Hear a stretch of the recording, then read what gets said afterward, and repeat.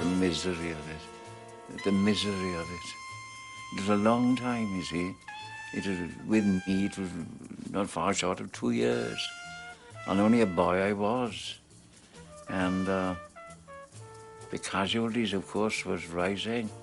Boys were being killed, you know, all the time. And there was no leave. There was no leave. I grew up as a political animal. So it was a matter of natural course for me to make common cause with the agitation that was going on.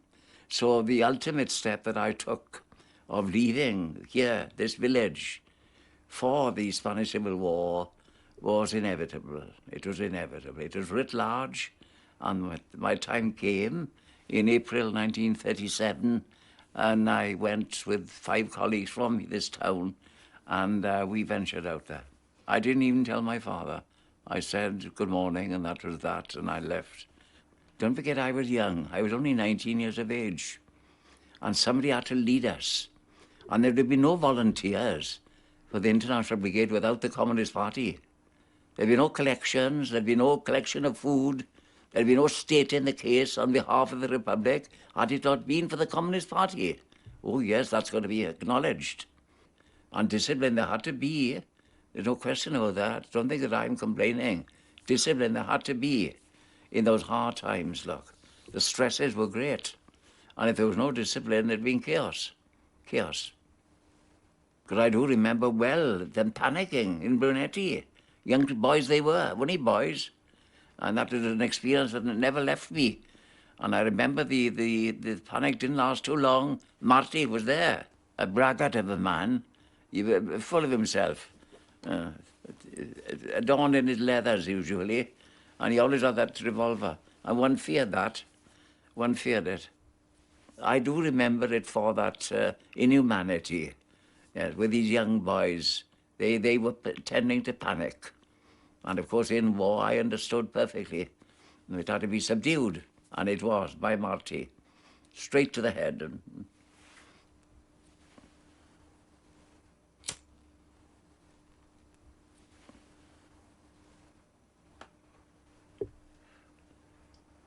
We trained in Madrigueras, as you know, and wooden rifles, wooden imitation rifles, and drilling went on, and digging went on, excavations for one's own protection, the digging of dugouts, and that went on for a while, and that's about it.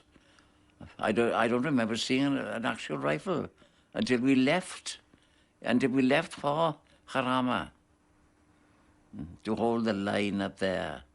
And that is a long, boring experience because, as I say, the Battle of Jarama had taken place, and it was a matter then of holding the line. And it was a very boring life at the time we were there. But that didn't last too long, of course, because we come from there. And we were prepared only too soon now for the terrible Battle of Brunete. And there that conflict was at its most fierce, look, and in terrible heat. That's what I remember about it. I remember the morning well when we'd marched overnight, look, miles and miles, and reached there. And I remember the dawn breaking. And I remember reaching Villanueva de la Canada, and the women and the children coming out that morning. No, later on in the day it was. But I do remember them coming out looking at it, and one or two of my friends, I could see them. One had blown to bits. Ramon from here, Daulas boy, he was blown to bits at my side, Ramon Rodriguez. He was our interpreter. And Sid Ham, another boy from Cardiff, they were around me. And that was a terrible conflict, that Brunete thing. So it was torture, really, torture. And it left me scarred for life.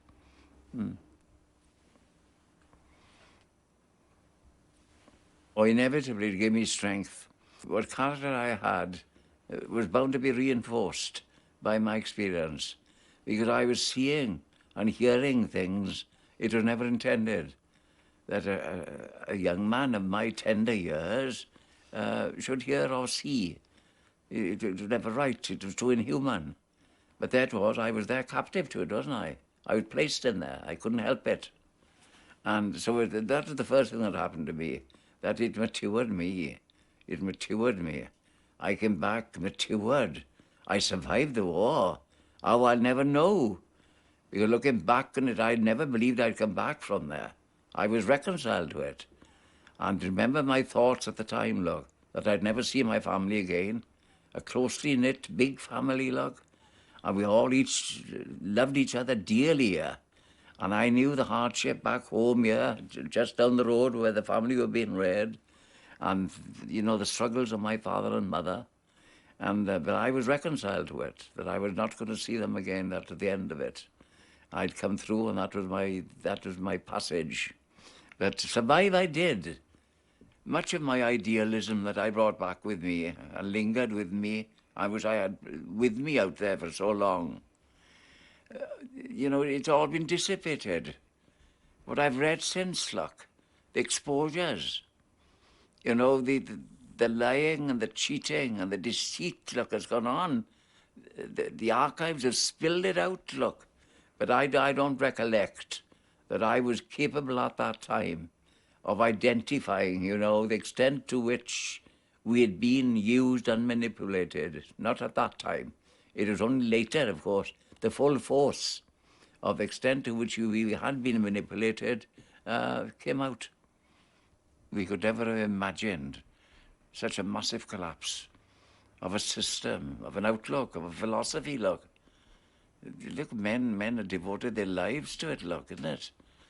And it was the creed, wasn't it, that had been propagated. I was reared on it. And the Soviet Union was the touchstone of our hopes, look, isn't it? But no. Man, I'm afraid, when left to man alone, humanity has got a huge uphill struggle. The cry of humanity calls for something much more, I think. It looks like it to me, after a long life now. Yes, unless there is something, some touchstone, and something to keep you in restraint. I'm afraid that man alone will not accomplish it.